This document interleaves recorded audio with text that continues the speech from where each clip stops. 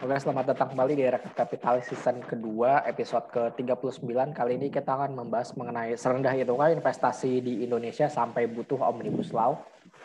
Sebelum kita masuk materi, ada baiknya juga kita promosin karya karsa dari Rakyat Kapitalis, bahwa Rakyat Kapitalis sekarang punya karya karsa untuk mendukung secara finansial agar kita makin bersemangat lagi bikin karya-karyanya, bikin konten-konten dari Rakyat Kapitalis. Kalian juga bisa menyumbang melalui GoPay atau OVO. Ya zaman susah ya, jadi kita butuh sumbangan mau nggak mau.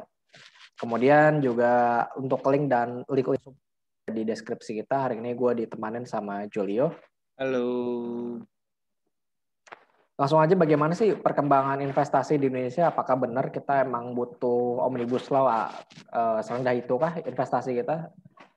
Based on data dari Indonesia GDP growth atau pertumbuhan ekonomi Indonesia dari sisi pengeluaran, sebenarnya investasi kita ya nggak ada masalah sebenarnya.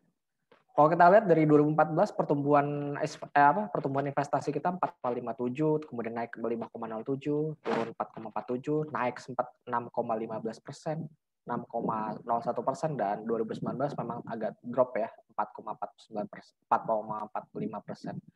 Sebenarnya ya nggak ada permasalahan yang signifikan kalau dilihat dari secara investment, dan dari secara strukturnya juga kan kalau ekonomi Indonesia itu kan 50%-nya dari konsumsi. Kalau kita lihat dari 2014 sampai 2019 itu ekonomi kita ya memang ya basisnya konsumsi 55% lah, 55 sampai 56% itu konsumsi. Sedangkan investasi kita ini porsinya udah besar banget, maksudnya 32% gitu, 32,33% di tahun 2019 kemarin. Ya itu menurut gue sih ya no issue sih. Investasi sama private consumption aja tuh udah sekitar 80-an% dari GDP kalau digabungin jadi satu. Mau dinaikin sampai berapa lagi untuk investasinya?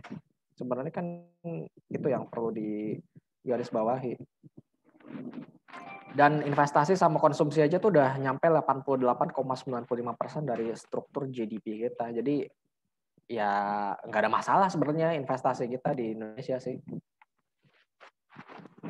Kemudian kita berlanjut ke porsi investasi GDP Indonesia. Ternyata itu ini based on ini ya, gue ambil dari website Faisal Basri. Dia share mengenai investasi di Indonesia. Jadi share of investment di GDP Indonesia itu sebenarnya lebih baik dibandingkan negara berpendapatan tinggi dan berpendapatan menengah dan bawah. Jadi Indonesia itu investasi mencapai 32,3%, dan negara-negara dari lower middle income itu hanya 26,8%, dan upper middle income itu 29,6%. Dari sisi investasi no issue sebenarnya. Kalau dari share GDP segala macam udah cukup bagus sebenarnya. Kalau ini udah bilang bahkan menyampai 88% sendiri investasi sama konsumsi dari masyarakat. Terus kita lihat lagi. Itu tadi tahun berapa, gimana? Pak? Yang tadi. Yang mana? Ini. Yang mana? 2018. Oh, 2018. Angkanya nggak beda kok. Ini kan 32,3 kan, 32,33. Angkanya nggak jauh beda. Masih 32% lah intinya. Oh iya.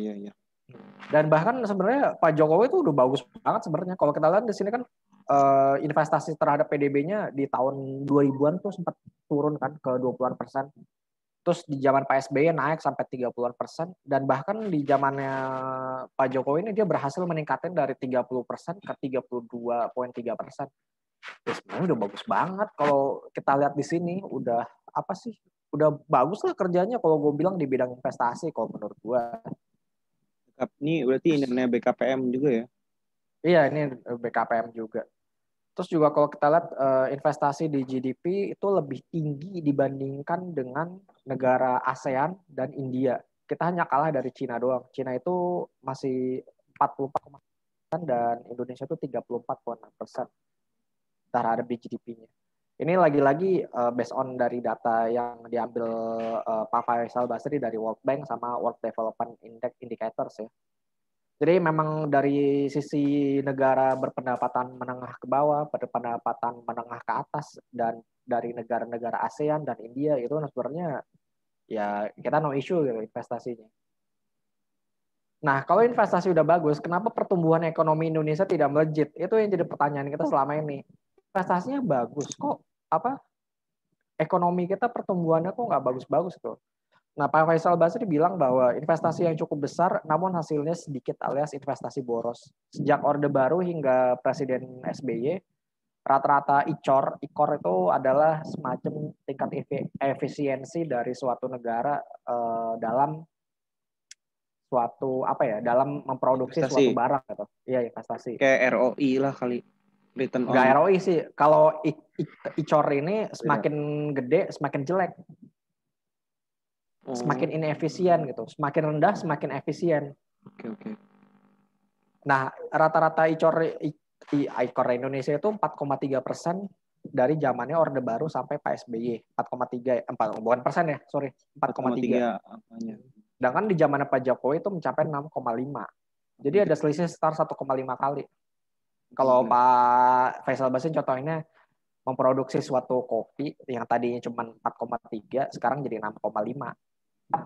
nambah satu setengah kali itu. Maksudnya ada sesuatu yang salah di situ sebenarnya. Selain tertinggi sepanjang sejarah, Indonesia itu juga tertinggi di ASEAN 5. ASEAN 5 itu adalah Filipina, Thailand, Malaysia, Vietnam. Singapura enggak ya, soalnya Singapura udah termasuk tinggi banget, jadi enggak dihitung di situ. Nah, ini juga sebenarnya menariknya adalah pada saat kita lihat ICOR ini juga terrefleksi dari investment dan job creation. Kalau kita lihat investasi Indonesia, kalau seperti yang narasi yang di awal udah bilang ya, investasi Indonesia memang nggak ada masalah. Kalau kita lihat di tahun 2015, ini investasi 545 triliun, terus naik 612 triliun, naik 693 triliun, naik 721 triliun. Bahkan puncaknya di 2019 itu mencapai 809,6 triliun. Ya, itu bagus banget sebenarnya. Tapi, ada tapinya nih. Penciptaan lapangan kerja, meskipun investasinya naik, entah mengapa penciptaan lapangan kerjanya tuh malah turun. Pada saat investasinya 545 miliar, job creation-nya sampai 1,44 juta orang. Terus naik lagi investasi 612,8 triliun, job creation malah turun 1,39 juta orang. Pas naik lagi 693 triliun, job creation malah turun lagi 1,18 juta orang. Dan yang paling parah ya 2018 kemarin. Itu investasinya 721 triliun yang serap jadi tenaga kerja hanya 960.000 orang. Mungkin gara-gara digantikan dengan komputer kali, Pak? Enggak. Bisa jadi itu. Tapi ada pendapat lain yang mengatakan bahwa investasi yang masuk ke Indonesia itu padat karya. Gimana? Padat modal, bukan padat karya. Nah, itu. Jadi dia orang tuh nggak menyerap tenaga kerja yang signifikan. Yang masuk sini kan paling private equity, kayak apa sih? Kayak Gojek, Grab, banyak lah fintech segala macam. Itu kan ya mereka kan nggak nge-create job banyak gitu loh, karena emang padat modal industrinya, bukan padat karya. Padat karya ya iya jelas dia. Sebenarnya kalau ngomong Gojek, kalau Gojek create job, tapi kan mitra. Nah, dia apa dihitung sebagai karyawan nggak gitu sih? Jobs creation ini iya atau enggak si Gojek gitu? Gojek. Nah, itu jadi salah satu perhitungan juga tuh. Dia masuk perhitungan apa enggak. Tapi kalau misalnya kita hitung enggak masuk, ya dia kan apa sih, dapat nggak sih dia kayak apa yang buruh biasa dapat gitu? Nggak dapat, kan mitra. Nggak dapat kan, dia mitra jatuhnya. Nah itu, makanya sementara investasi yang masuk gede banget kan investment. Iya. Tapi job creation ya mitra, dia bukan mitra, bukan karyawan. Bukan karyawan. Soalnya kan suatu saat ada apa-apa ya tinggal diputus aja kontraknya kan. Kan cuma mitra, bukannya karyawan gitu loh. Nggak perlu PHK. Iya.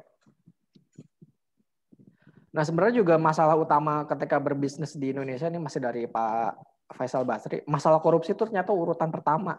Dan aturan ketenaga kerjaan itu urutannya 13.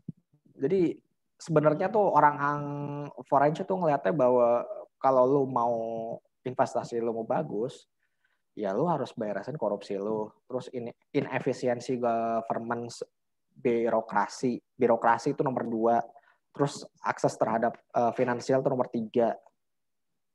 Infrastruktur udah oke lah kalau menurut gue. Cuman yang paling penting itu korupsi sama efisiensi dari birokrasi sih yang berbelit-belit sebenarnya. Iya, harus dan pemerintah ngejawabnya lewat Omnibus Law. Itu sih yang jadi ininya. Dan gimana ya, gue menanggapinya, gue pribadi sih kalau misalnya Omnibus Law diciptain untuk memangkas hak-hak pekerja sih gue nggak setuju kalau gue pribadi.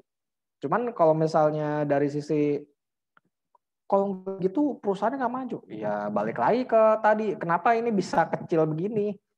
Masalahnya di mana? Masalahnya kan mungkin di korupsi kah, di efisiensi birokrasi segala macam. Ya lu bayangin aja, masa dia investasi segini gede malah dapatnya malah cuma 1 juta pekerja, kan nggak mungkin. Selain Gojek ya, selain disrupsi yang tadi ya, teknologi yang tadi, maksudnya kita bicara yang benar-benar pada karyanya gitu loh. Masa hanya segini gitu kan, ibaratnya harus ada yang perlu diperbaiki dari sana. Terus juga kalau ini kualitas investasi juga rendah. Investasi di Indonesia tuh bentuknya bangunan, sedangkan bentuknya mesin dan peralatan tuh sekitar 10%. Jadi kalau di luar negeri itu biasanya mesin dan equipment, mesin dan peralatan itu bisa mencapai 3 kali lipatnya, bisa 30% atau segala macam. Konstruksi ya paling cuma hanya 60%-an atau 30%-an. Jadi mereka lebih banyak investasi di peralatan segala macam dibandingkan bidang konstruksi bangunan gitu. Kalau konstruksi bangunan ya udah kerjanya selesai ya kulinya balik nganggur lagi kan. Iya nggak sih, logikanya gitu. Maksudnya kita orang Indonesia kayak mindsetnya kalau mau invest harus ada gedungnya gitu. Nah, that's it. Maksudnya ya memang perlu, tapi kan setelah udah jadi kan gedungnya perlu diisi ini itu kan, bukan hanya gedung tok doang gitu, harus ada machinery-nya, harus ada equipment-nya segala macem. Sebenarnya yang paling penting tuh ya di situ sih, investasi di machinery-nya yang kurang dan lebih banyak fokusnya di konstruksinya. Ya emang sih kalau konstruksi lo lihat aja pembangunan infrastruktur kan masif banget kan. Nah, terus juga karena hal yang terjadi kayak begini, bangunannya berupa mall yang menjual barang impor, makanya impornya tuh banyak, dan ekspor kita tuh terhadap PDB cenderung turun. Kalau kita lihat di sini nih. Lo lihat di sini, ekspor kita kan porsinya tadinya 23%, terus turun 21%, terus turun 19%, terus turun 20%. Di 2019 tinggal 18,4%. Jadi itu ya, karena emang fokusnya di konstruksi, jadi ekspornya tuh turunnya lumayan gitu loh. Jadi 23 tinggal 18% di 2019. Nah, satu lagi nih, utilisasi industri itu masih rendah sebenarnya. Ini masih dari Pak Faisal Basri. Manufaktur itu utilisasinya baru 70% kurang lebih. Semen baru 68%, otomotif baru sekitar 50%, tekstil 50%, biodiesel 35%. Jadi pertanyaan adalah, kalau utilisasi rendah, ngapain kita nambah kapasitas produksi? Utilisasi rendah itu kan datang dari konsumsi yang rendah gitu. Misalnya ya kita mau makan apa segala macam, mau beli apa segala macam, kita belum sanggup. Ya produksi mobil ya tadinya bisa 3 juta unit jadi tinggal cuman 1 juta unit aja gitu misalnya. Karena kita nggak mampu beli mobil misalnya kayak gitu kan.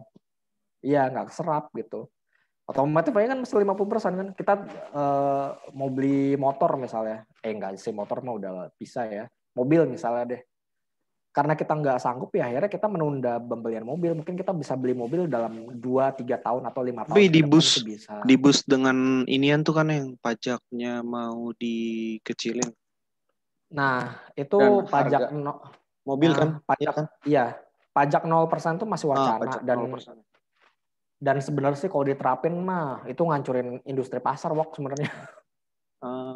Industri harga mobil second. Oh, second. Iya, harga mobil second lu bayangin aja jadi berapa kalau misalnya kayak gitu. Orang lebih pilih. Lu inget nggak? Gue pernah ngomong nantinya Indonesia ya mobilnya bakal harganya murah kayak di Amerika. Lu masih inget nggak? Gue pernah ngomong kayak gitu. Iya, iya. Nah, itu gue rasa bakal kejadian deh, bro. Beneran makin bakal jadi lagi. Karena kemahalan Enggak, harga mobil di Indonesia. bukan gini ya, maksud gue bukan kemahalan sih, Wok. Kitanya yang perlu ditingkatin, jangan dari sisi supply-nya, dari sisi demand-nya loh. Maksud gue, kalau pendapatan kita naik, harga sekarang pasti kebeli. Itu maksud gue loh. Kalau menurut gue overprice sih, tetap Menurut lo overprice? Harga harga mobilnya, Jualnya, harga mobilnya. Oke. mau yang second, mau yang baru masih overprice.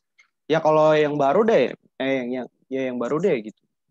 Lu dengan harga misalnya uang lu 300 juta tuh berapa US ya?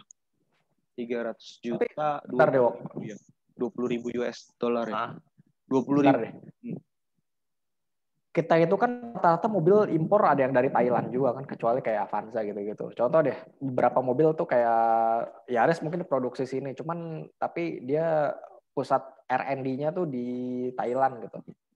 Biasanya tuh kita itu ngacunya dari basisnya siap. Kalau kayak Nissan kan basisnya Thailand tuh. Jadi Nissan misalnya jual Nissan Kicks sekitar 400 jutaan gitu. Nah pas begitu nyampe di Indonesia, harganya nggak jauh beda. Harga Itu maksud gue. dari harga yang Thailand. Iya, misalnya Thailand 450 juta. Nah, kita nggak jauh beda tuh, paling antara 445 sampai 460 lah kira-kira. Mungkin antara lebih murah dan lebih mahal gitu. Nah, yang jadi pertanyaannya, kan harganya hampir sama nih. Tapi pendapatan per kapita kita kan beda sama Thailand. Iya sih. Itu maksud gue. Kalau lo bilang harga mobil akan murah, pendapatan per kapita kita beda. Lo jangan bandingin, kita emang harga mobilnya sama, tapi kita sanggup nggak kira-kira ngebeli dengan harga yang sama dengan di US gitu loh. Maksud gue, poin gue di situ loh. Kita sanggup nggak ngebeli dengan harga di US? Harga di US murah, Pak. Bagi US murah. Bagi kita juga. Enggak, maksud gue gini loh. Ada kayak gini, maksud gue. Di Thailand tuh 450 juta, murah apa mahal? Dengan pendapatan per kapita di bisa gue bilang murah lah, let's say murah ya. Ya, orang Thailand bilang ya biasa-biasa aja. Maksud gue gini bro, nih ya, misalnya gue ambil contoh Camry deh. Camry di Indonesia tuh berapa? Gope kan? Oh, gini. Sorry. Berarti itu masuknya pajak. Iya juga. PNBM kita tinggi. Betul. Itu juga, yang jadi ininya. Itu juga, sehingga harganya juga tinggi kan? That's it. Itu bro, jadinya nggak kayak sebenarnya. Berarti pajak mobilnya masalahnya di pajak, bukannya masalahnya bukan di ini kita. Kalau misalnya mau samain harga. Sebelum pajak nih ya. Kalau sebelum pajak berarti off the road ya? Iya, off the road. Off the road-nya kita juga udah tinggi sih bro, dibanding misalnya gini deh. Ya gue nggak tahu lah, mungkin memang preferensi merek juga bisa. Misalnya kayak di Amerika kan Toyota nggak laku, di Indonesia laku banget ya kan. Toyota laku. Oke lah, gitulah. Let's say kayak gitu. Tapi misalnya gini nih, misalnya gue ambil mobil yang misalnya laku di sana, laku di sini lah ya. Ya Ford lah contohnya. Misalnya. Ford kan laku di US tuh. Laku di US, di sini nggak laku sih sebenarnya, beda juga. Nggak laku. Tapi gini aja lah, let's say deh, lu dengan uang misalnya mau punya mobil sedan gitu di Indonesia, butuh pasti yakin di atas 400 juta. 400 juta kan 400 juta mobil sedan yang 2000 cc gitu ya, 1600 ke atas lah ya. 400 juta itu berapa US dollar sih berarti? Sekitar jangan deh. Iya, bisa hampir 20.000, lebih nggak sampai 20.000 ya, 15, 16 ya. 16. Iya, sekitar segitu lah. Ya, 16.000 ya. Nah, tapi itu sementara dengan uang 16.000 di US kayaknya dapat mobilnya udah mewah banget sih, bro, kayaknya. Ya balik lagi ke ininya, ke apa? Ke produsennya segala macem. Ngasih harganya. Iya, balik aja ke produsennya. Balik lagi ke efisiensi tadi, Wok. Maksud gue. Yang mana? Balik lagi ke efisiensi tadi, kalau menurut gue sih. Ya. Si pabrik bisa aja di awal dia ngasih produk yang harganya kompetitif gitu, misalnya sama kayak di US. Kalau misalnya investasi dia tuh murah di awal, Itu. ya udah gua kasih ini aja. Itu juga. Maksudnya di situ loh. Di sini kan Iya cost, kan? di sini kan cost-nya mungkin. Nah itu maksud gue di situ loh. Jadi nyambung kan ibaratnya, karena emang investasi si produsen itu di awal tuh besar. Jadi dia mau ngasih harga tuh, kita masa mau dapat segini kita cuma dapat ROI-nya segini, ya enggak lah naikin dikit. Di sini itu ada biaya apa? Biaya tak terduganya lah gitu ya kan. Biaya dipalak, Uang pelicin, dipalakin iya sih. preman atau segala macam. Itu dia yang bikin cost-nya naik ya. Iya, that's it. Itu yang bikin ini, makanya mau gue bilang balik lagi ke sini, konsumsi rendah jelas nih ngapain nambah produksi. Ya mungkin itu emang nggak akan ada habisnya sih. Iya. Korupsi yang tadi pertama itu dong ya. Iya, yang itu kalau itu nggak diberesin sih sampai kapan ya gini-gini aja. Malah jadi room lagi dong buat korupsi juga. Kalau Gue nggak bisa bilang kayak gitu sih, tergantung dari kebijakannya. Iya sih. Ya kemungkinan itu selalu ada berarti kan. Iya, kemungkinan itu selalu ada lah. Ya mungkin itu aja ya yang kita bahas dari obrolan kali ini. Jangan lupa untuk like dan subscribe ya YouTube Rakyat Kapitalis. Kalau ada pertanyaan bisa ke email kita di Rakyat Kapitalis atau email kita di rakyatkapital@gmail.com. Rakyat Kapitalis juga bisa didengarkan di Kurio dan Spotify di Rakyat Kapitalis. Jangan lupa untuk kalau ada sedikit rezeki atau apa bisa ke karya karsa kita. Farhan dan Julia pamit undur diri dulu. Kita akan berjumpa kembali di episode berikutnya. Bye-bye. Bye.